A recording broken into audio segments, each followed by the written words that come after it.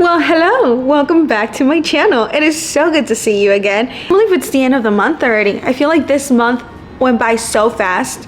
It's insane. Or maybe because I read really good books. See, good transition. I read so many good books this month. I think I found 2 5-star books, 1 6-star books, and I found one of my all-time favorite manga series. So I'm so excited to tell you about the books that I read this month. Okay, so this month I read 3 thrillers. Oh my gosh, say that fast. 3 thrillers. I read 3 thrillers, 1 high fantasy, 1 historical fiction. It's 7 volumes of a thriller manga. I read 1 fantasy romance, 1 dark romance. I also read 2 sci-fi books. So those were all my reads for the month of March. Let's just get into it. Let's just get started because you know me, I can talk. I will talk forever. The book that I picked up this month is Haunting Adeline, and I can't rate this book, honestly. If I want to be fair to it, I can rate it. I just didn't like the writing. I didn't like the characters, so I didn't finish it. I think I DNF'd it at page 326, 327, and I just couldn't keep reading. So this is basically about a girl named Adeline who has no self-preservation, who has no emotional intelligence, and who is just so frustrating. And our main character, I think his name is Zaid, our MMC, is basically a guy who has a big heart. You know, he saves girls that are in danger, who have gotten trafficked or kidnapped. He goes out and saves them. You know, he has a big heart. He loves women, except if he falls in love with them. Yeah, if he falls in love with you, yeah, good luck, okay? He would treat you like a piece of trash. He won't care about you. He's so frustrating. He is so frustrating. He just sounds like such a 16 or 17-year-old when he's by himself. And it was just throwing me off the whole time that I was reading this book. Also, the themes in this book are so strong. It's like very adult content. Those scenes were over. The way that Zaid talked and the way Adeline would respond, and just like their whole relationship was so cringy. I mentioned this in my reading TikTok books videos, that just the way that it was written sometimes seemed very juvenile, and it didn't go hand in hand. It didn't mesh well with the strong content of this book, so it just prevented me from enjoying anything about it. So yeah, I DNF'd it. I don't know if I'm gonna pick it up. If you have any good dark romance recommendations, please let me know down in the comments, because I really want to read something that's good, that's in this like genre. So yeah, I'm not gonna rate this because I feel like I didn't give it a fair shot by not finishing it, but I just couldn't. Okay, so after that I picked up Bride by Ali Hazelwood, and this was really good. It actually got me back into like a reading mood after finishing Haunting Adeline. And this is about mystery. This world is divided into 3 divisions. We have the werewolves, the humans, and the vampires. And Mystery is the daughter of like the president of the vampire community. He's an asshole. The dad's an asshole. He uses her as a political pawn between like the vampires and the humans. She is sent to live with the werewolves as a like peace treaty in between them. That's where the whole story starts, when she is living among the wares, and like a whole love relationship starts. I like the relationship between Mystery and Lo, who is the main, like the alpha of his pack in the werewolves. I liked it. I think that it was very slow. It was such a slow burn relationship. It was a nice change of pace from Haunting Adeline, that maybe that's what made me enjoy it a lot more than I would have. This book also has a lot of spicy scenes, and specifically one towards the end of the book that's kind of graphic. It had me thinking. I was like, oh, it feels illegal for me to be thinking this. All right, now this baby right here. Listen, if you're a thriller reader, if you like to read thrillers with a little bit of romance, there are so many other books out there in the world that are gonna be better than this. If for some reason all the thriller books in the world disappeared and you had nothing else to read, then I recommend you read this book. But if you like thrillers, if you enjoy that genre, then I don't think you're gonna enjoy this.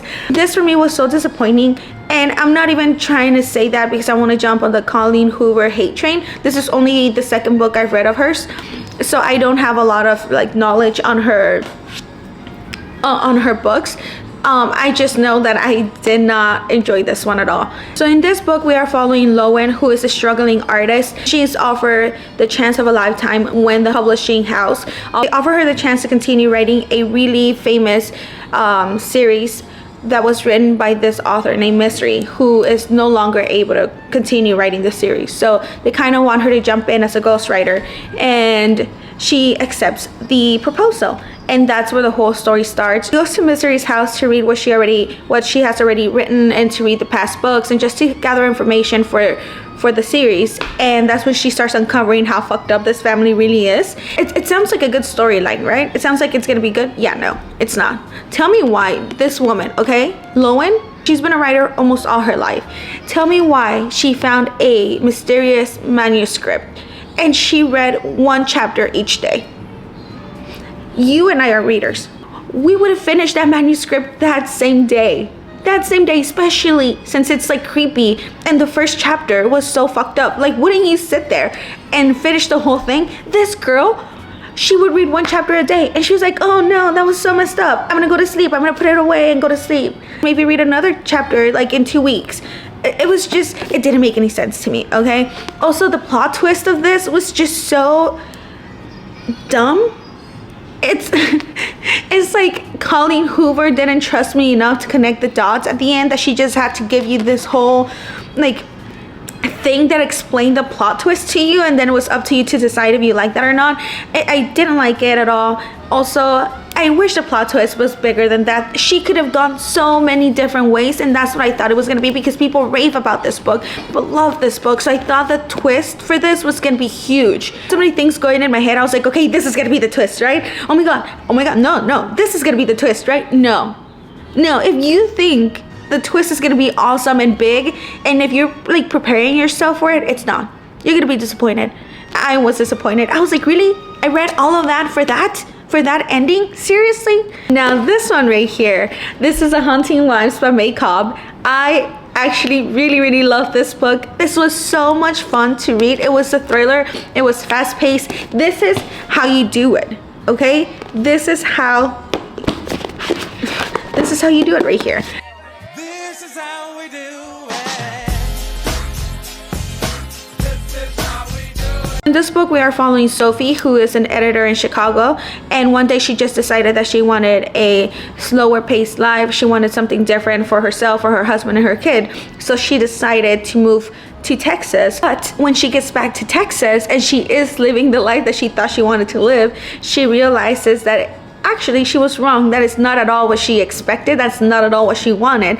So she kind of starts messing up her own life. She joins a group of friends. They call themselves the Haunting Wives, and they are just they're just a group of bored wives who get together and they just try to fuck shit up. I'm sorry, I just can't think of a better term.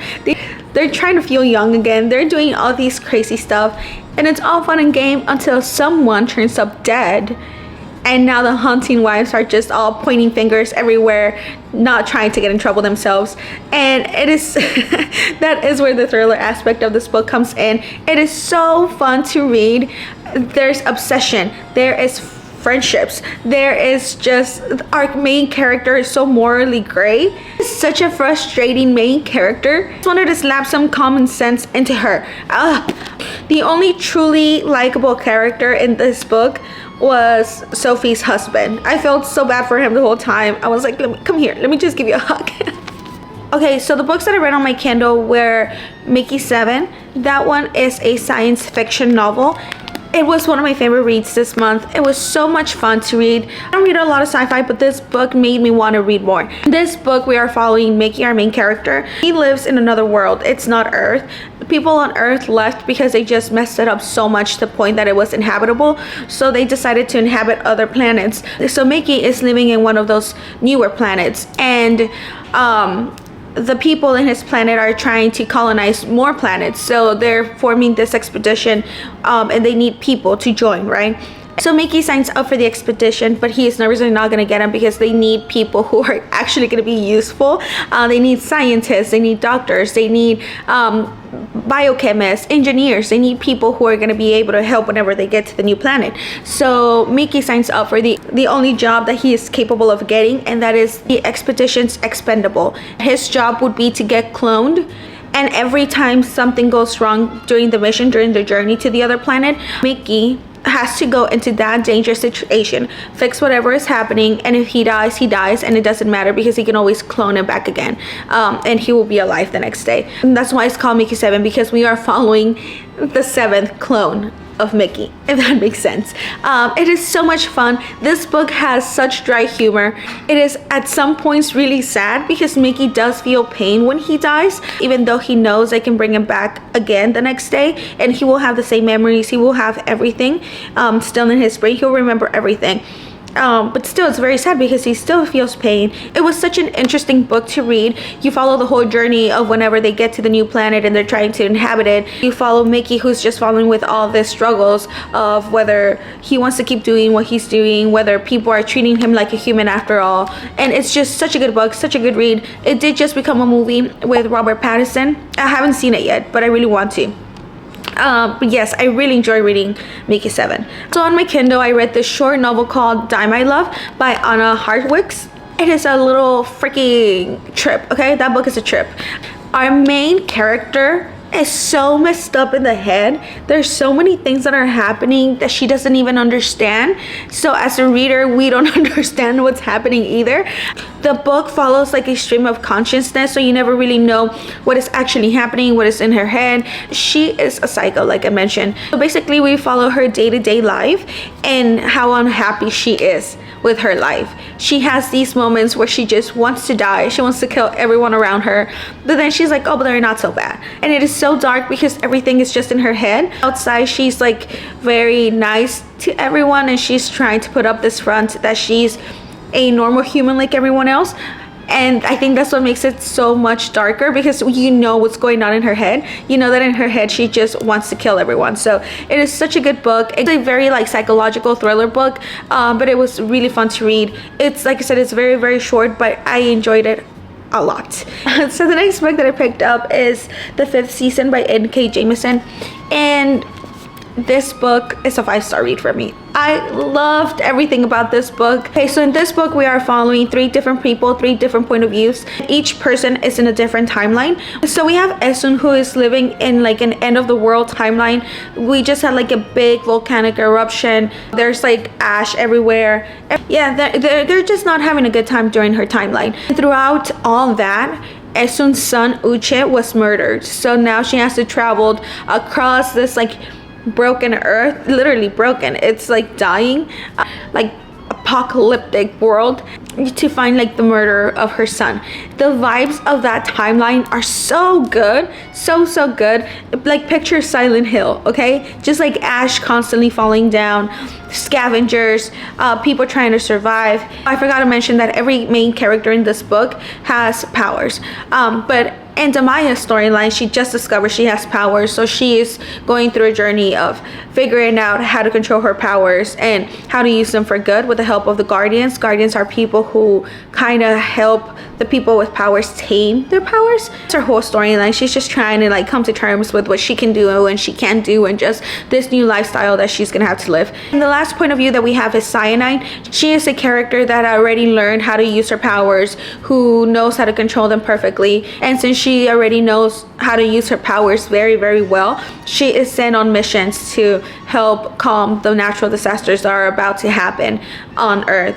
Everything about this book was just phenomenal. I loved reading every single point of view in this book. There was not one point where I was like, okay, I can't wait to get to someone else's story. I was just so intrigued by every single story. I really recommend this to you if you like high fantasy with a little bit of sci-fi with like apocalyptic vibes to it. I really recommend this. This is a 5-star read for me, hands down. Okay, now let's talk about my new found favorite book of all time. This book is so good. Seriously, so good. In this book, we are following 3 friendships. We are following Kath, Tommy, and Ruth, and they are being raised in this boarding school called Hailsham. Soon they realize that the purpose in the world is to just grow up healthy so they can donate their vital organs, and that's it. That's it. That's what their life is meant to be. Just go to this school, learn what you need to know, be healthy as you can be, and then grow up, donate your organs, and that's your life. So throughout the whole book, we're just following the relationship between these 3 friends and how like confused they are at times because they know what their lives are going to consist of. So they're going through like self-discovery and jealousy between friends, and they're basically all they have. They don't have any family members. They don't have brothers or siblings. So that's why Kathy, Ruth, and Tommy are so close. But at the same time, obviously, they have their troubles. They have their disagreements. So you just see them battling through all those emotions throughout the book. It is such a sad read. This book really broke my heart. I want to read this book over and over and over again. It's just very, very good. Alright, the next book is My Brilliant Friend by Elena Ferrante, and this book was a 5-star read for me as well.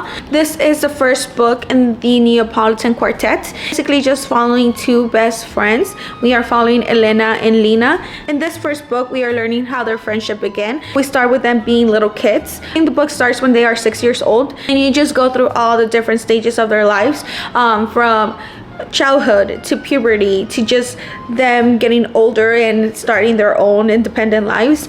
And it is just so good. This is based in Naples in 1950s. That is when the book starts. You just see how their lives kind of take turns because of the influence of the people around them. Elena Ferrante does a very good job at explaining the complicated relationships between girls when you are young, especially, and how difficult it can be to find out who you are and establish who you want to be, what you like, what you want to be when you grow up. It is such a beautiful book. I highly recommend it to anyone that likes historical fiction and books about women. Elena and Lina are some of my favorite characters. They are so well written. They feel real. They feel like a real human being, and you feel for them whenever something bad happens, when something good happens, and it is just phenomenal. Okay, now for these babies right here. These are so good. I read volume 1. The next day I ordered volume 2. And the day after that I ordered volume 3 to 7. So good. Oh my gosh, I can't believe I've been missing out on this. So this is like a psychological thriller manga. So in the first volume we follow Sei, who is an only son that lives with his mom and dad. And he's really close to his mom. Like, they're very close. The mom's very attentive, a little overprotective, a little overbearing, but just she seems like a good mom. She seems like a normal mom. And one day they decide to go on a camping trip with like other family members and a cousin. And during the camping trip, something really messed up happens that changes Sei's lives forever and how he sees his mother. He realizes that the woman that he knew as just his mom is not who she really is. And from then on, the story just takes off. Throughout the other volumes, you can just see how affected Sei is by the accident that happened in the first volume. And you can see his mom just losing it more and more. And how messed up Sei is becoming as well. And it is just such a slow burn throughout the other volumes. At every turn, you're just like, oh, something bad's gonna happen. Oh, something bad's gonna happen. The buildup is so good. It is so intense. I swear, this is one of my favorite psychological thriller mangas ever. Maybe even books. Because there are some books that are thrillers that are trying to build that tension up that they just never get there. I'm looking at you, Verity. That this book just does so well. It is just one of my all-time favorites. This series has 17 volumes in it. I've only read till volume 7. Can't wait to finish the rest of it. Believe me when I said I binged these, okay? Binged them. So good. So good. Oh my goodness, I'm out of breath. You know, this is the good thing about having a YouTube channel, because I can't talk to anyone else about the books that I've read this month. That I'm glad you're here with me. I'm glad you're listening, right? Okay, so that was the end of the video. I really hope you guys enjoyed it. If you read anything good this month, please let me know down in the comments. I want to know what you're into, what books you're reading, and if you have any recommendations, please also let me know. Like, always looking for new books to read. If you have any good dark romance books that you want me to read, please also let me know down in the comments. But yes, that would be all for this video. Thank you guys so much for watching, for being here again. I really appreciate it. If you like this video, don't forget to like, comment, and subscribe. It would mean the world to me. And that's it. I will see you guys in my next video. Bye.